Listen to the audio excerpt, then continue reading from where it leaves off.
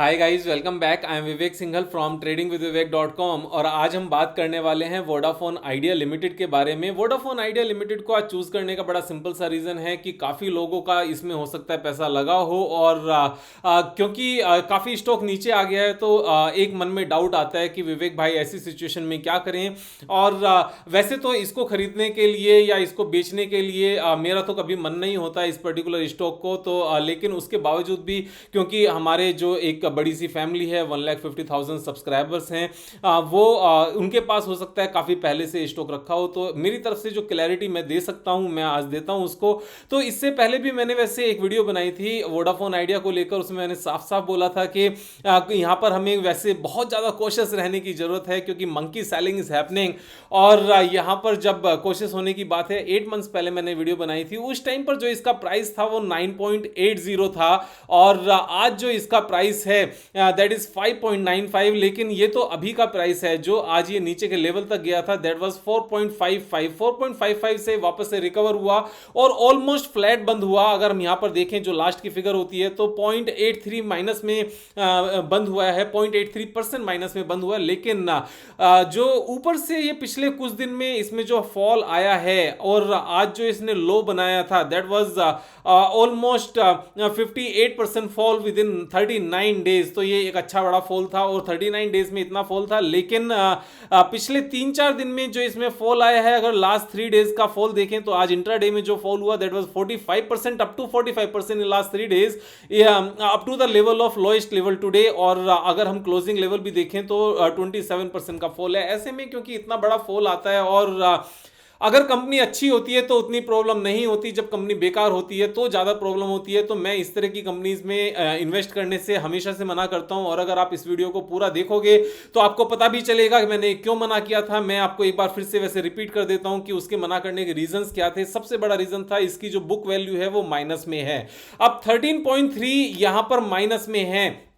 काफी बार इस तरह के क्वेश्चंस आते हैं, विवेक भाई आप भी इस तरह की छोटी कंपनीज को कई बार डिस्कस करते हो, तो अगर मैं इस कंपनी को किसी कंपनी के साथ कंपेयर करूं जिसको मैंने डिस्कस किया था, वो जेपी पावर है या फिर रिलायंस पावर है। अगर जेपी पावर की बात करें तो उसकी बुक वैल्यू 15 रुपीज है एंड करंट प्राइस इज 5.10। और जब मैंने वीडियो बनाई थी तब इसका प्राइस 3.85 के आसपास था और जब मैंने इसको परचेज किया था 2.85 के आसपास प्राइस था, 2.65 के आसपास। और जब मैंने ट्विटर पर इसको अपडेट किया था 3.15 के आसपास इसका प्राइस था। तो 5 टाइम्स बुक वैल्यू थी तब इस शेयर की। मैंने एक और शेयर बताया था ट्विटर पे कि मैंने इसको परचेज किया है, उसको कॉफी डे एंटरप्राइजेस कहते हैं। और कॉफी डे एंटरप्राइजेस को परचेज करने का भी सेम रीजन था कि कंपनी आज की डेट में किसी भी सिचुएशन में हो लेकिन बुक वैल्यू अपने करंट प्राइस से ऑलमोस्ट 5-6 टाइम्स है। तो यहां पर बुक वैल्यू माइनस में नहीं है। बुक वैल्यू का माइनस में होना अपने आप में एक बहुत बेकार बात होती है। अगर वोडाफोन आइडिया की बात करने लगे तो बुक वैल्यू यहां पर माइनस में है और माइनस में होने के साथ में जो कुछ इंपॉर्टेंट फैक्टर्स हैं तो यहां पर हमें कंपेयर करना चाहिए कि वो कौन कौन से रीजंस हैं why we should avoid this kind of companies. और अभी तक क्यों अवॉइड कर देनी चाहिए थी पहले भी, कि एवरी क्वार्टर, अगर हम पिछले कुछ क्वार्टर्स की बात करने लगे, every quarter they are paying more and more interest. हर क्वार्टर में इनका इंटरेस्ट बढ़ता चला जाता है। लास्ट 3 क्वार्टर्स की भी बात करने लगे तो इनका हाईएस्ट एवर इन्होंने इंटरेस्ट पे किया है, जो बिल्कुल भी अच्छी बात नहीं है। एंड यहां पर इनकी रेवेन्यू कम भी हुई है, मींस रेवेन्यू का कम होना, इंटरेस्ट का ज्यादा पे करना, ये हर तरीके से बेकार बातें हैं। इसी के कंपैरिजन में अगर हम कॉफी डे एंटरप्राइजेस की बात करने लगे जो मैंने ट्विटर पे अपडेट किया था, उसमें अगर आप देखोगे तो जो इंटरेस्ट है, इंटरेस्ट 177 से कम होकर 123, 112, 130, देन 85, 76, 69 एंड 31 करोड़, यानी कि ये अपने जो बोरोइंग है उसको कम करते जा रहे हैं। जो भी इनके पास अवेलेबल सोर्सेस थे उनसे वहां पर एनकैश करके उसको पे करते जा रहे हैं। और पे करते करते सिचुएशन ये है कि अभी जो इन्होंने इंटरेस्ट पे किया है अब से 7-8 क्वार्टर्स के कंपैरिजन में 1/6 रह गया है। तो इसको एक यहां पर अपनी बैलेंस शीट को अच्छा बनाना कहते हैं। अगर हम बैलेंस शीट में यहां भी बात करें तो सेम ही चीज यहां पर है, 7200 करोड़ से बोरोइंग कम होते होते 751 हो गया। लेकिन इसी के कंपैरिजन में वोडाफोन आइडिया की अगर हम बात करने लगे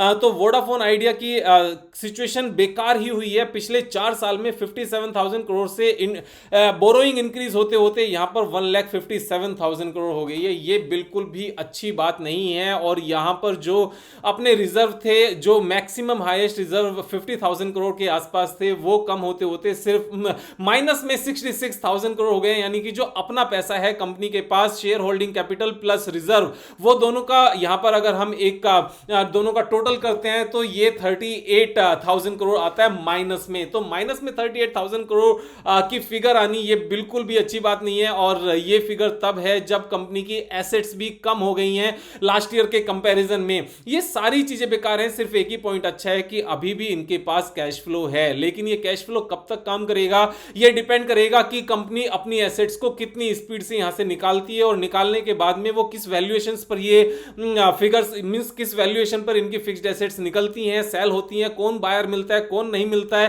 तो इन सब चीजों के ऊपर डिपेंड करता है कि कंपनी का आगे सर्वाइवल किस तरह का होगा। इसको अगर मैं कंपेयर करूं और एग्जांपल देखें, क्योंकि मैं यहां पर कंपेयर इसलिए कर रहा हूं बाकी चीजों को जिससे आप अच्छे से समझ सको कि इस तरह की सिचुएशंस में हमें कैसे कंपेयर करना चाहिए, वो कौन कौन सी फिगर्स हैं जिनको हमें देखना चाहिए। तो अगर जेपी पावर की बात करने लगे तो जेपी पावर ने भी क्या किया था, अगर बैलेंस शीट में जाओगे, इनके पास जो बोरोइंग 32,000 करोड़ के आसपास थी, और यहां पर 23,000 करोड़ की बोरोइंग से सडनली सिर्फ 6,000 करोड़ की रह गई, उसके बाद में 5,200 करोड़ की रह गई। ये क्यों हुआ?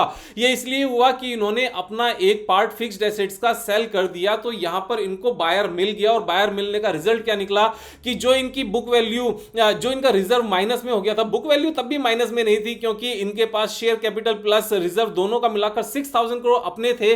उससे पहले भी यहां पर 7,000 करोड़ अपने थे। तो चीजें यहां पर फिर भी ठीक थी। और लेकिन इनको यहां पर जब इन्होंने फिक्स्ड एसेट सेल करने की बात की, इनको यहां पर फिक्स्ड एसेट सेल कर पाए, और उसका रिजल्ट क्या निकला कि इन्होंने अपनी पूरी कंपनी की पूरी सिचुएशंस को ही अच्छा कर दिया। एंड उसका रिजल्ट फाइनली क्या निकला कि after a very long period of time company ने नेट प्रॉफिट यहां पर पोस्ट करना शुरू किया। अब वापस से नेट प्रॉफिट आ गई, सिचुएशन सारी अच्छी हो गई, जो डेट इक्विटी रेशियो है वो अच्छा हो गया। अब इस केस में वोडाफोन आइडिया में क्या नजर आता है? वोडाफोन आइडिया में अभी तक ऐसा कुछ भी नजर नहीं आता। अगर हम डेट इक्विटी रेशियो की बात करने लगे तो 19.2 है, और एक्चुअल में तो ये 19.2 की कोई सिग्निफिकेंस ही नहीं है। उसका बड़ा सिंपल सा रीजन है, क्योंकि जो अपने पैसे हैं वो नेगेटिव हैं। अब अपने पैसे नेगेटिव हैं तो कंपेयर किस चीज से करेंगे?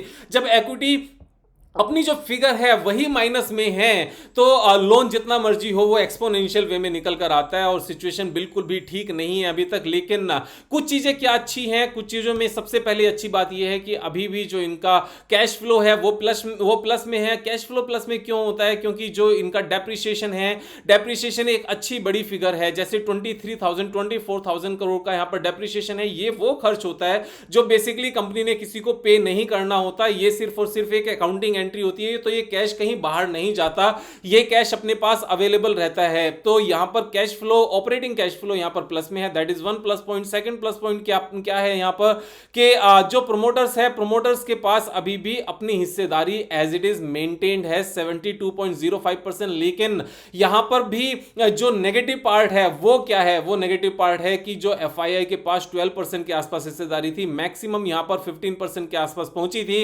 वो कम होते होते 4.29% रह गई है। डीआईआई के पास जो 7.15% थी वो 1.3% रह गई है, और पब्लिक के पास जो यहां पर 5.61 थी वो इंक्रीज होते होते 22% हो गई। और पब्लिक में अगर हम ड्रिल डाउन करके देखें तो किसी भी बड़े इन्वेस्टर के पास यहां पर कुछ भी नहीं है। तो ओवरऑल देखा जाए तो सिचुएशन एकदम खराब है, यहां पर सिचुएशन बिल्कुल भी अच्छी है नहीं। ऐसे में क्या करना चाहिए? देखो, जिनके पास ऑलरेडी हैं, अगर मैं उस सिचुएशन में होता तो ऐसे सिचुएशन में मैं इसको एज इट इज छोड़ देता, मैं बहुत ज्यादा इसके बारे में कुछ नहीं करता। अगर जीरो हो जाता तो जीरो हो जाए, वैसे भी जीरो होने में ज्यादा कुछ रखा नहीं है, क्योंकि अगर किसी ने इसको परचेज किया होगा, अगर सपोज यहां भी परचेज किया होगा तो 50% तो ऐसे ही डाउन है, 50% बचा होगा। मैं ऐसे में ऐसे ही क्यों छोड़ देता? उसका बड़ा सिंपल सा रीजन है, इसको यहां पर समझने की जरूरत है कि मैं कभी भी किसी भी स्टॉक में 5% से ज्यादा एक स्टॉक में कभी भी नहीं लगाता, किसी भी सिचुएशन में जनरली जो मेरी इन्वेस्टमेंट एक स्टॉक में होती है वो 2 या 3% के आसपास होती है। और खासतौर से अगर इस तरह की कंपनी में मैं रिस्क लेने की बात भी करता कभी, जिसके फाइनेंशियल्स बेकार होते जा रहे हैं और बिजनेस सैचुरेशन पर है, तो उस केस में मैं 1% से ज्यादा कभी नहीं लगाता। अगर 1% मेरा किसी पर्टिकुलर रीजन से खराब भी हो जाता ओवरऑल पोर्टफोलियो में, तो मुझे बहुत ज्यादा कुछ फर्क नहीं पड़ता, इसलिए मैं इसको एज इट इज रहने देता। लेकिन मार्केट में जो बाकी पार्टिसिपेंट्स हैं वो क्या गलती करते हैं, वो यहां पर मिस्टेक करते हैं कि अच्छा बड़ा पैसा अपने एक ही स्टॉक में, खासतौर से बेकार कंपनीज में बहुत बड़ी क्वांटिटी में लगा लेते हैं। और कई बार तो यह होता है कि 50-60% तक उनकी इन्वेस्टमेंट एक ही पर्टिकुलर स्टॉक में हो जाती है, वो भी बेकार कंपनी में। जैसे जैसे वो ऊपर से नीचे आता जाता है, सपोज किसी ने पहले यहां परचेज किया और नीचे आया और ले लिया, और नीचे आया और ले लिया, फिर और ले लिया, फिर और ले लिया, फिर और ले लिया, यहां से ऊपर गया, उम्मीद आई कि और ऊपर जाएगा, यहां पर और थोड़ा सा एवरेज कर लेते हैं, फिर और बढ़ लिया। लेकिन कभी भी हमें बेकार कंपनीज में एवरेज नहीं करना चाहिए। एवरेज करने से पहले कंपनी का सॉलिड, कंपनी कितनी सॉलिड है, यहां पर यह चीज देखना चाहिए।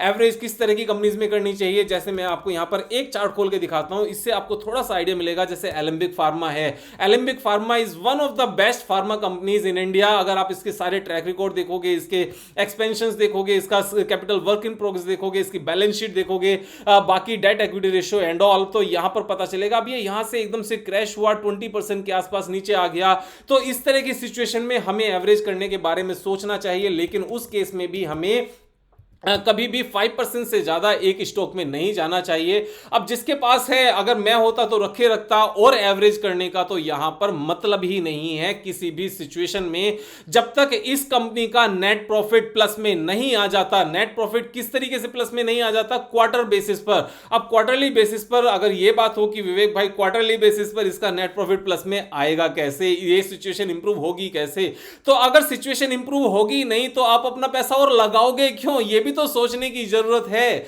यहां पर इमोशनल होने की जरूरत नहीं है, यहां पर प्रैक्टिकल होने की जरूरत है। डूबते हुए जहाज में अगर आप जाकर चढ़ोगे कि आप उसको बचा लोगे, तो अपनी जान से भी जाना पड़ता है। तो डूबते हुए जहाज को यहां पर बचाने की कोशिश नहीं की जाती, बल्कि वहां से निकलने की कोशिश की जाती है जब भी जरूरत पड़े। तो यहां पर क्वार्टरली रिजल्ट्स कैसे अच्छे आते हैं, किस सेंस में मैं कह रहा हूं, जैसे रिलायंस पावर है, रिलायंस पावर के क्वार्टरली रिजल्ट्स कैसे आए पिछले कुछ क्वार्टर्स में, आप यहां पर देखोगे तो वो प्लस में है, quarterly results are in plus. और जेपी पावर के यहां पर रिजल्ट्स भी प्लस में हैं। तो इस तरीके से जब पहले माइनस में रिजल्ट्स आ रहे हो, उसके बाद में प्लस में आने शुरू हो जाएं, तो वहां सिचुएशन अच्छी होती हुई नजर आती है। जैसे यहां पर उज्जीवन स्मॉल फाइनेंस बैंक की अगर हम बात करने लगे, stock price is trading at all time low almost, लेकिन क्वार्टरली रिजल्ट हमारे यहां पर अच्छे आ गए हैं फिर से। तो जब सिचुएशन इंप्रूव होने की बात हो, तो सिचुएशन ऐसे इंप्रूव होते हुए देखना चाहिए। अगर हम इसके उज्जीवन स्मॉल फाइनेंस बैंक के क्वार्टर रिजल्ट की बात करने लगे, तो लाइफ टाइम मींस जितने भी पिछले क्वार्टर्स हैं सबसे ज्यादा हाईएस्ट हैं, इसके ऊपर हम अलग से बात करेंगे। लेकिन आइडिया के केस में क्या करें, आइडिया के केस में एवरेज करना मेरे हिसाब से नहीं बनता, और यहां पर निकलना भी नहीं बनता। तो ये फंसा हुआ है, बस यही कर सकते हैं कि जितना पैसा रखा हुआ है उतना रखा रहे, कभी कुछ होगा तो हो जाएगा, अदरवाइज आगे से कसम खा लें कि तब तक उस कंपनी में हम पोजीशन नहीं बनाएंगे जब तक उसके फाइनेंशियल्स बिजनेस अच्छे ना हो जाएं। टेक्निकल जैसे मर्जी हो, जब तक फाइनेंशियल्स और बिजनेस अच्छे नहीं होते उसमें हमें नहीं एंटर करना चाहिए। तो आगे से समझना, और जब मैं आगे से कभी इस तरह की वीडियो बनाऊं तो उसको भी सीरियसली लेना, वहां पर नॉलेज लेना। मुझे याद है जब मैंने वोडाफोन आइडिया को लेकर ये वीडियोस बनाई थी, किस किस तरह के कमेंट आए थे कि विवेक भाई आप एनालिसिस करना छोड़ ही दो। तो मैं यहां पर ज्यादा कुछ नहीं बोलूंगा, एनालिसिस करना मैं तो नहीं छोड़ूंगा, क्योंकि एक बड़ा सा परिवार है, 1,50,000 पीपल हैं, दिस नंबर इज ग्रोइंग, तो हमारा परिवार बड़ा हो रहा है। लेकिन आप वीडियोस को एजुकेशनल पॉइंट ऑफ व्यू से सीरियसली समझना शुरू कर दो। So that is my suggestion for you. कल फिर मिलेंगे एक वीडियो के साथ। अगर सब्सक्राइब नहीं किया तो सब्सक्राइब कर लें। Have a nice day and all the best. Thank you so much. Have a nice day.